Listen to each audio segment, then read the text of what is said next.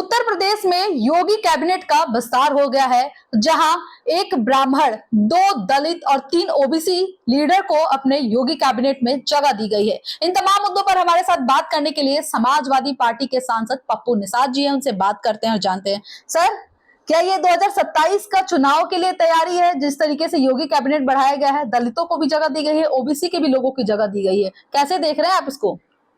ऐसा है, 2027 को चुनाव को देखते हुए ये मंत्रिमंडल का विस्तार किया गया है, लेकिन 8 महीने और सरकार है, क्या करेंगे? 8 महीने में कौन सा मंत्री क्या कर लेगा?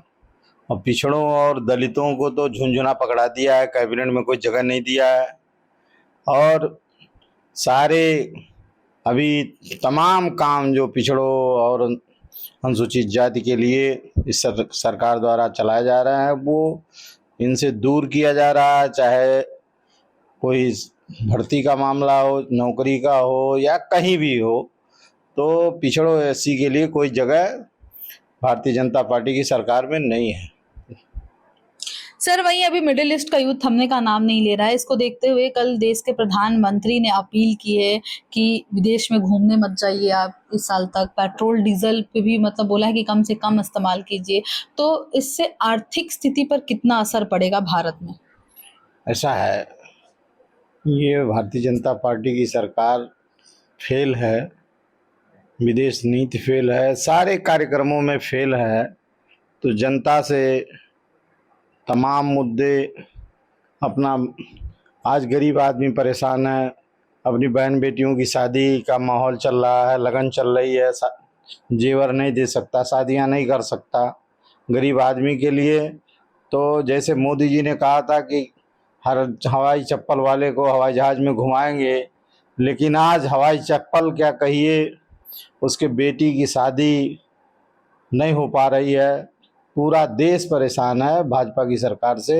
सोना चांदी खरीदना बहुत बड़ी बात हो गई है गरीब के लिए, तो बिल्कुल सपनों जैसा है। सर, जिस तरीके से सोना चांदी की आपने बात की, ये भी इसमें मोदी जी ने कल अपील की थी जनता से। 7 चीज़ों पे अपील की थी, एक पेट्रोल डीजल हो गया, एक सोना चांदी हो गया। तो इससे जनता के पैकेट पर कितना असर पड़ेगा? क्योंकि इस तरीके से जनता का अपील करना, देखिए संकट तो सभी जगह पर है और इसमें बार बार सरकार अपील कर रही है, तो विपक्ष का इसमें क्या रोल रहेगा? ऐसा है, विपक्ष तो चाहता है, विपक्ष पूरा देश के साथ है, लेकिन ये भारतीय जनता पार्टी के लोग जनता को बताना नहीं चाहते। जनता से झूठ बोलने, पूरे देश से झूठ बोलने का काम करते हैं। इसलिए जो सच्चाई होनी चाहिए देश के सामने सरकार को रखना चाहिए, और ये सरकार पूरा झूठ बोलने का काम करती है। जनता को अंधेरे में छोड़ करके जो गलत बात होती है उसे बताने का काम करती है। जनता परेशान है, पूरे देश की किसान, नौजवान, सारे वर्ग के लोग परेशान हैं, और ये सरकार अपना मौज मस्ती सरकार बनाने में व्यस्त है। देखिए, जनता, चुनाव तो होते रहते हैं, जो आने वाला समय है, जो पढ़े लिखे लोग, समाज के जिम्मेदार लोग हैं, वो इस सरकार और इन नेताओं से परेशान हो चुके हैं। आने वाले समय में उत्तर प्रदेश में चुनाव है, उत्तर प्रदेश के लोग भारतीय जनता पार्टी को ठीक से जवाब देंगे और समझाएंगे कि कैसे देश चलाया जाता है, देश में क्या स्थिति होनी चाहिए। ईमानदारी के साथ देश नहीं अगर चलाते हो तो उसका परिणाम 27 में भुगतने के लिए तैयार रहेंगे।